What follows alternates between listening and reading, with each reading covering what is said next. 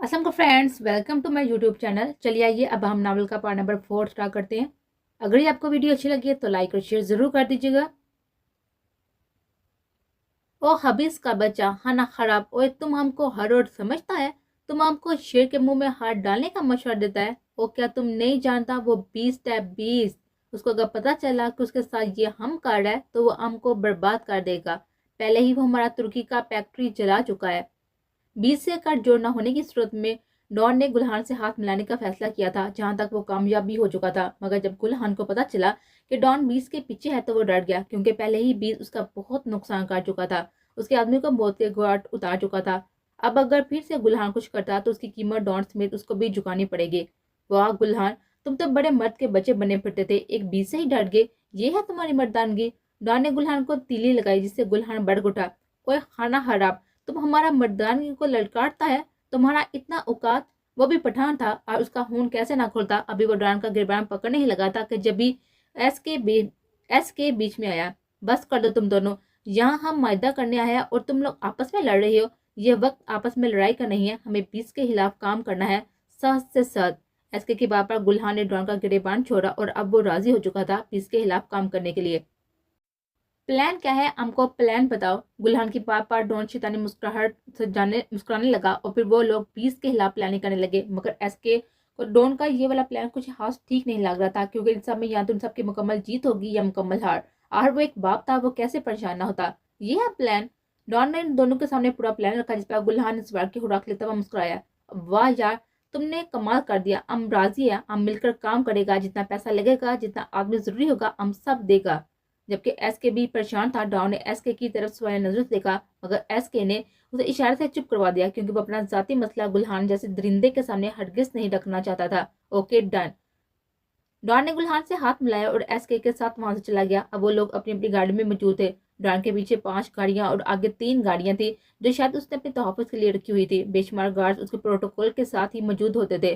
वो दुनिया की नज़र में यूके का बहुत बड़ा बिजनेसमैन था, मगर दरअसल वही डॉन था, दुनिया को अपनी उंगलियों पर नचाने वाला, अनजाने कितनी माओं की गोद उजाड़ने वाला, कितने मासूम बच्चों पर जुल्म करने वाला, कितनी मासूम लड़कियों की जिंदगी को जहन्नम बनाने वाला शैतान था वो। उसे अपने हराम के पैसों पर बेइंतहा गरूर था। सब कुछ था उसके पास, मगर फिर भी वो खुद से यही कोशिश करता आ रहा था कि अगर 20 की ताकत उसके साथ हो जाए तो वो और भी ज्यादा ताकतवर हो जाएगा। क्या मसला है तुम्हें? क्या तुम मेरे प्लान से मुतमिन नहीं हो? डॉन ने सिगार सिलाते हुए घमंडी अंदाज में कहा, जिस पर एस के उसे देखने लगा। डॉन, बात दरअसल ये है कि अगर ये जान छिड़ गई तो सब कुछ बर्बाद हो जाएगा, मेरा बिजनेस, मेरी दौलत और सबसे बढ़कर मेरी औलाद। आहर असली बात उसके मुंह पर आ ही गई थी, जिस पर डॉन ने चश्मा उतारते हुए मुस्कुराहट उछाली। ओह, तो ये मसला है। ये तो वाकई बड़ा पेचीदा मसला है, कुछ तो सोचना पड़ेगा। एसके शायद आप पछता रहा था कि उसे हकीकत बताकर, जबकि डॉन के इस घटिया दिमाग में बहुत से घटिया ख्यालात घूम रहे थे। माही अरीशा की एक एक हरकत नोट कर रही थी। अरीशा कल काफी खुश थी, उससे कई ज्यादा आज परेशान नजर आ रही थी। माही ने सबको इस बात से आगाह किया कि अरीशा मेंटली तौर पर बहुत डिस्टर्ब है, इसलिए जिस मकसद के लिए वो लोग यहाँ आए थे अब वो मकसद पूरा किया जाए। हाय गाइस, अगर तुम सब लोग की बातें हो गई हो तो हम लोग आउटिंग पर चले। बहुत सारी पिक्चर्स लेनी है, इंस्टाग्राम पर पोस्ट करनी है और फिर बहुत सारी शॉपिंग भी करनी है। माही की बात पर सब इत्तेफाक करके और तैयार होने अपने अपने कमरों में चले गए। माही अपने कमरे में एंटर हुई थी जब उसको लगा कि उसके पीछे कोई है। जैसे ही उसने मुड़कर देखा, बाहर कोई नहीं था। शायद इत्तेफाक होगा। माही वार्डरोब से कपड़े निकालकर चेंज करने के लिए बाहर चली गई थी, तभी वो मास्क वाला शख्स उसके कमरे में दाखिल हुआ और खूबसूरत फूलों के बुके माही के बेड पर सजाने लगा और एक खूबसूरत सा कार्ड वहां रख कर वहां से चला गया। माही जब कपड़े चेंज करके बाहर आए तो इतने हसीन फूल अपने कमरे में देखकर हैरान हुई। ये फूल, अभी कुछ देर तो पहले यहाँ पर ऐसे कोई फूल नहीं थे, फिर ये सब? वो फूल की खुशबू महसूस करते हुए बुके को हाथ में उठाते हुए बोली थी, तभी उसके मोबाइल पर किसी का मैसेज आया। Good evening my sleeping beauty. ये तो वही जानती थी कि वो नींद की कितनी कच्ची थी, मगर यूं किसी अनजान नंबर से ऐसे मैसेज आना उसे हैरान कर गई थी। अभी वो यही सोच रही थी कि दोबारा किसी का मैसेज आया। फूल पसंद आए आपको? माई हैरान हुई। आप कौन? ये तो मैं आपको नहीं बताऊंगा, आप ये समझ लें कि आपका चाहने वाला हूँ, एक आम सा शख्स हूँ। माही बार बार एक ही मैसेज को देखने लगी थी और रंग नंबर समझकर इग्नोर कर गई थी और तैयार होने लगी। जब वो तैयार होकर अपने अपने कमरे से बाहर निकली तो किसी की नजरों की तपश को खुद पर महसूस करने लगी थी। वो उसके बराबर वाला कमरा था जिसमें कौन रुका हुआ था अब तक किसी को नहीं पता था, मगर माही को अक्सर ऐसा महसूस होता था जैसे कोई है जो उसे देख रहा है। माही सीढ़ियां अब्बू कर नीचे आने लगी थी। जब लिफ्ट वाला हादसा हुआ था माही बहुत डर गई थी, इसलिए सीढ़ियां ही इस्तेमाल में लाती थी। पिंक सूट में बहुत प्यारी लगती है आप माई स्लीपिंग ब्यूटी। माही के मोबाइल पर फिर से इस नंबर से मैसेज आया, जिस पर माही दोबारा से हैरान हुई क्योंकि उसने पिंक कपड़े ही पहने हुए थे। उफ, आहर है ये कौन? वो वहीं पर सीढ़ियों पर खड़ी खुद से सवाल कर रही थी जब इस बात से अनजान के उसके ऐसे मुंह बनाने पर किसी के चेहरे पर बहुत हसीन मुस्कुराहट बिखर गई। लगता है अब लिफ्ट वाले वाकये के बाद बहुत ज्यादा डर गई हैं, इतना ज्यादा कि आप सीढ़ियों का इस्तेमाल कर रही हैं। काफी डरपोक हैं आप। उसने लिफ्ट वाला वाकया याद करवाकर इस बात का इशारा दिया था कि वो वही लिफ्ट वाला शख्स था, क्योंकि उस दिन उसके और माही के बीच कुछ ऐसे लम्हात भी आए थे जिसे याद करके माही के चेहरे पर बेसाता हया के रंग नुमाया हुए, जिसे वो बहुत अच्छे से तरह से देख चुका था। मतलब ये तो वही। ओ माय गॉड, उसे मेरा नंबर कहाँ से मिला? मैम कब तक यही रहेंगी आप? क्या आपको आउटिंग पर नहीं जाना? मोबाइल की रिंग टोन से वो होश में आई और मैसेज देखकर उसे याद आया उसे तो बहुत देर हो चुकी है। वो जल्दी से वहां से भागने वाले अंदाज में सीढ़ियां उतरकर होटल से बाहर चले गए। मेरी जान कितनी मासूम है। रोहेल के चेहरे पर बेसाता मुस्कुराहट आई। वो दिल में कितनी हसरतें लिए उसे जाता हुआ देख रहा था। अभी वो उसके पीछे जाता जब उसके मोबाइल पर 20 की कॉल आई। ओके 20, मैं आता हूँ। दिल तो नहीं चाह रहा था कि उसको अपनी नजरों से ओझल करे, मगर उसके लिए काम पहले था। वो अपना मोबाइल जेब में रखता हुआ 20 से मिलने चला गया।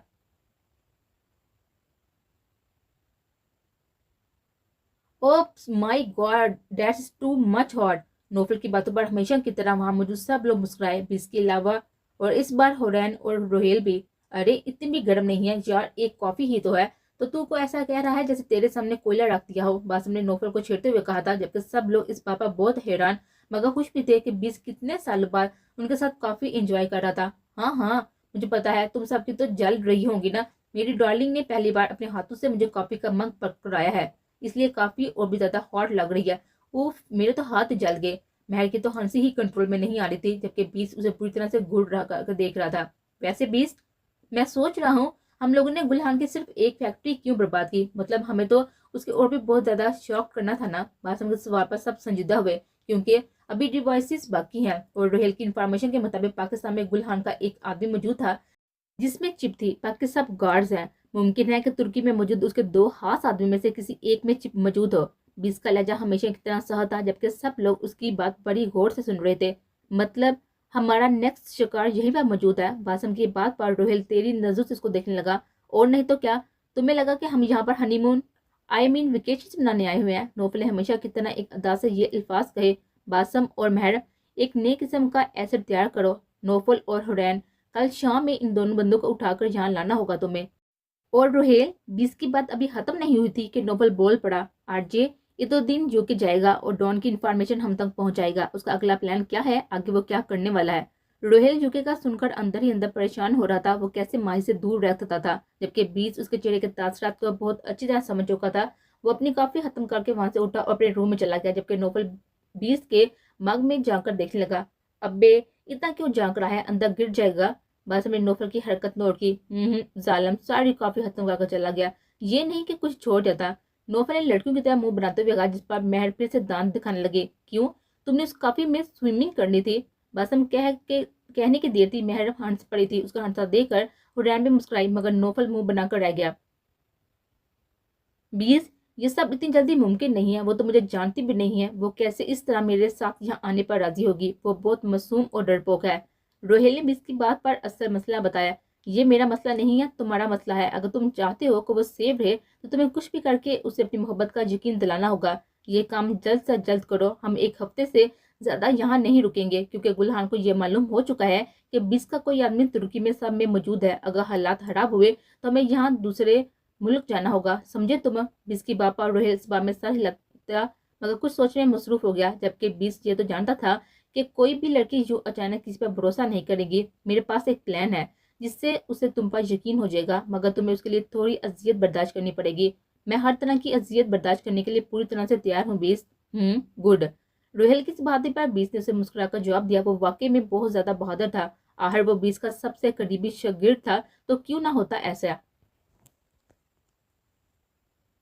आप मुझे कब से कॉल पर कॉल किए जा रहे हैं, मगर मैं आपको कितनी बार बताऊं कि मुझे आपसे कोई बात नहीं करनी। माही बार बार उसकी कॉल डिस्कनेक्ट कर रही थी, मगर आज मैं मजबूर होकर अटेंड करनी पड़ी। माही, मुझे आपसे बहुत ही इंपॉर्टेंट बात करनी है, प्लीज आप मना मत करें वरना मैं हर्ट होऊंगा।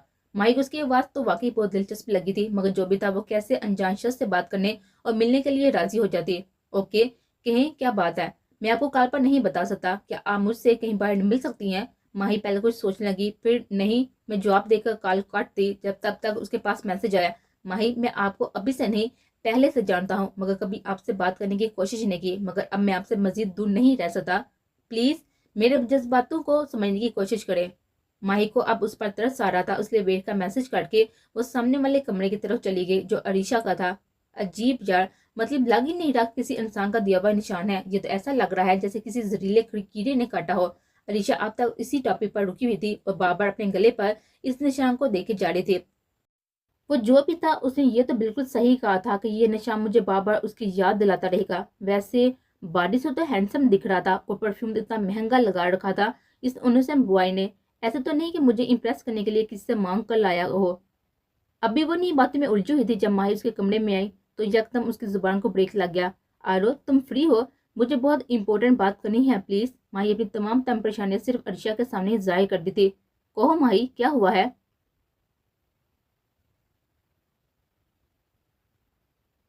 मैंने तो तुम्हें आइडिया दे दिया कि अपनी बेटी को भी अपने साथ लेकर आओ, यहाँ मेरे पास रहेगी तो बिल्कुल महफूज रहेगी। डॉन ने शराब का गिलास लबों से लगाते हुए कहा। मगर ये कैसे मुमकिन है डॉन, वो कोई छोटी बच्ची नहीं है, समझदार है। अगर उसे पता चला कि उसका बाप एस के आगे कुछ कहता कि डॉन हंस पड़ा, उसका बाप जितना हरामी है तो वो अपने बाप को छोड़ तो नहीं देगी ना। और वैसे भी तुम उसे जहाँ जायज रिश्ते से लेकर आ सकती हो। डॉन अपने बाप पर आया, बस एस के सिवाय नजर से उसको देखने लगा। अपनी बेटी की शादी मुझसे कर दो। डॉन के कहने की देर थी, एस के गुस्से से उठा।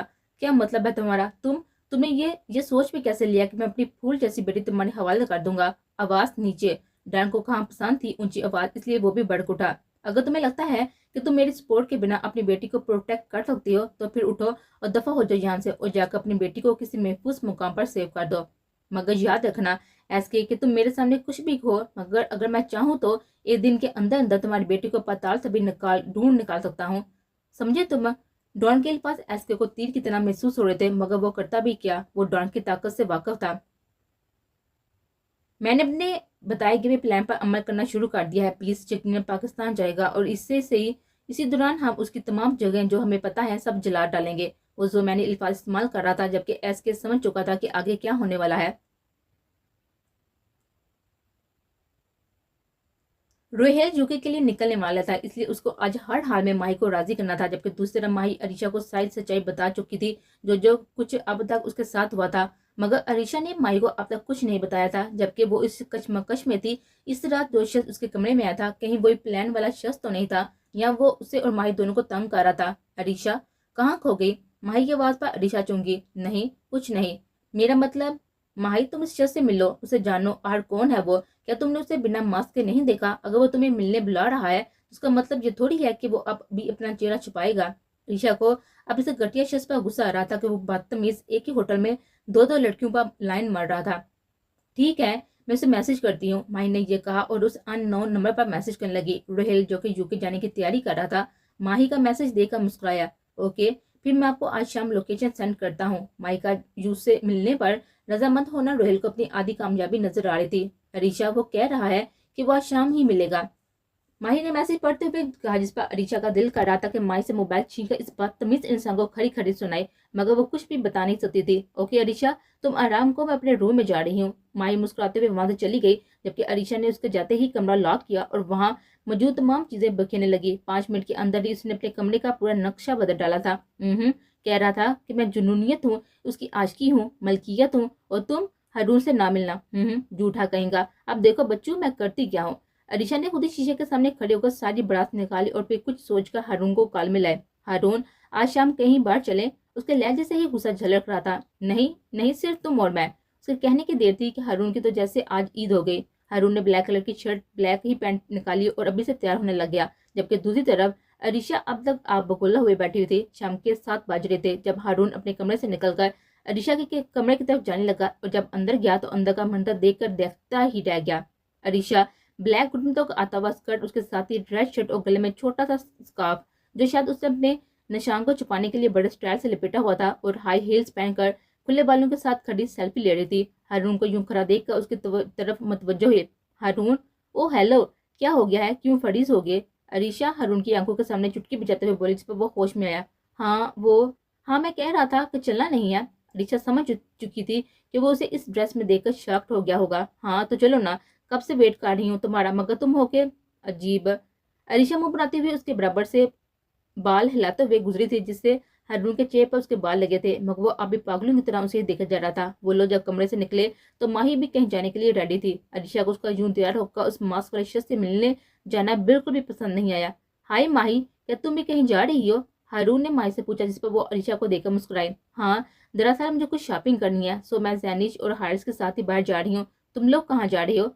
माही की बात पर हारून भी मुस्कुराते हुए जवाब दिया, हाँ एक्चुअली आरू बहुत बोर हो रही थी ना, सो हमने सोचा कुछ देर बाहर आउटिंग पर चले। अभी वो लोग यही बातें कर रहे थे जब जैनिश आई। माही तुम रेडी हो? चलो चलें।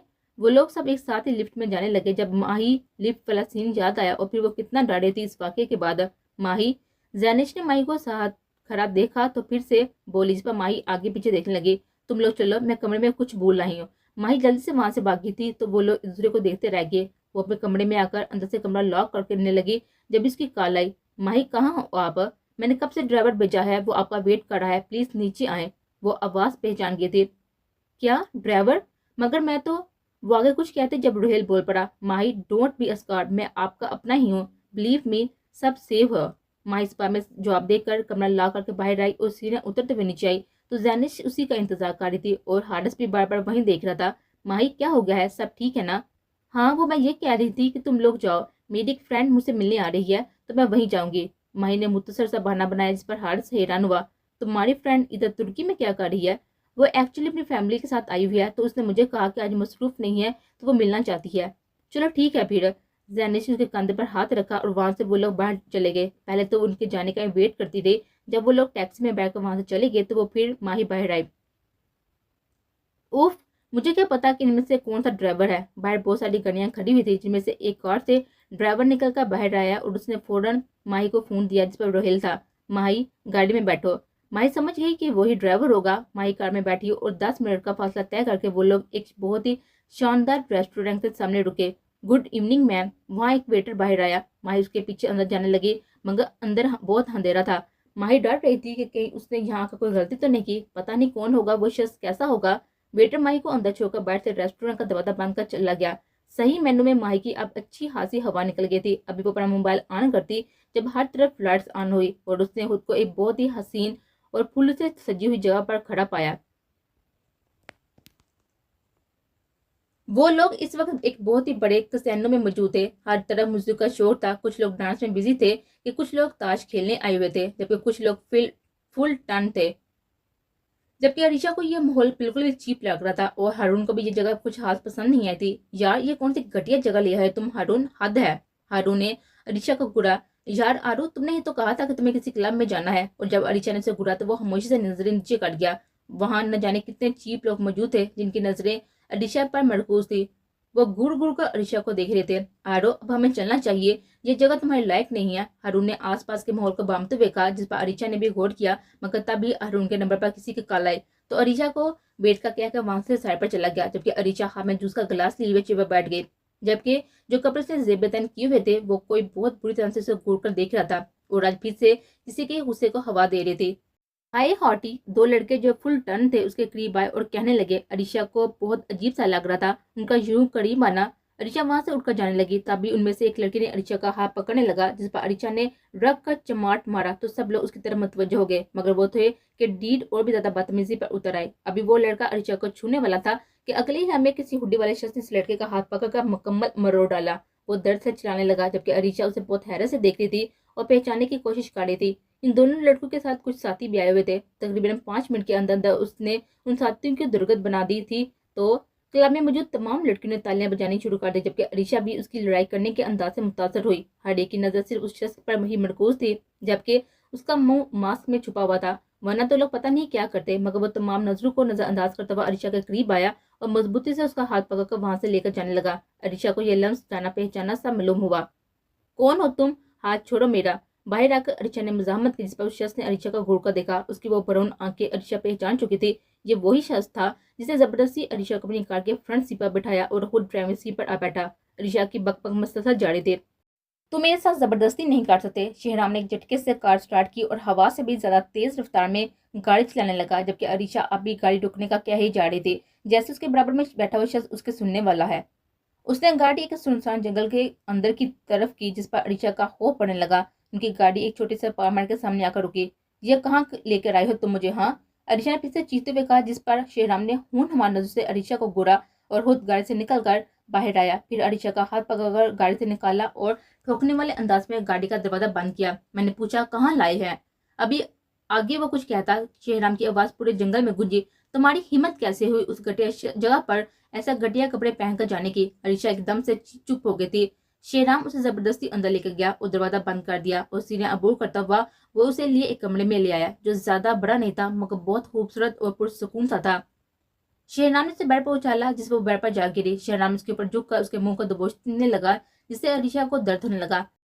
मैंने पहले भी तुमसे कहा था ना कि तुम सिर्फ मेरी हो, मेरी अमानत हो, और मेरी अमानत में अगर कोई खयानत हुई तो बहुत बुरा होगा, मगर तुम्हें शायद शौक है मेरी दी हुई अज़ियतों को बर्दाश्त करने का। आखिरी अल्फाज में शेहराम ने उसे एक झटके से दूर किया और उसके गले में बंधा हुआ स्कार्फ खींच कर दूर किया, जिससे उसे जलन महसूस होने लगी। तुम क्यों मेरे पीछे पड़े हुए हो? तुम क्यों मुझे जीने नहीं देते? तुम आगे कुछ कहती कि शेहराम ने उसकी बक बक का हाल निकालते हुए उसकी आंखों पर पट्टी बांधकर उसके होंठों को अपने कैद में ले लिया।